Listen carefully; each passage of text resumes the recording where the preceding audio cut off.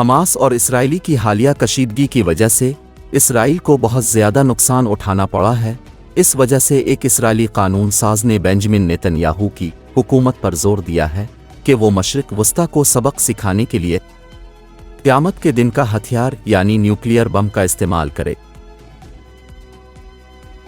और फौरी तौर पर फैसलाकुन जंग के लिए जौहरी हथियार का इस्तेमाल किया जाए। लेकिन इसराइली लीडर और हुकूमत अपनी जौहरी सलाहियतों के हवाले से पर्दापोशी रखी हुई है। इसराइल ने अब तक अपने जौहरी हथियारों के प्रोग्राम के बारे में इबहाम बरकरार रखा है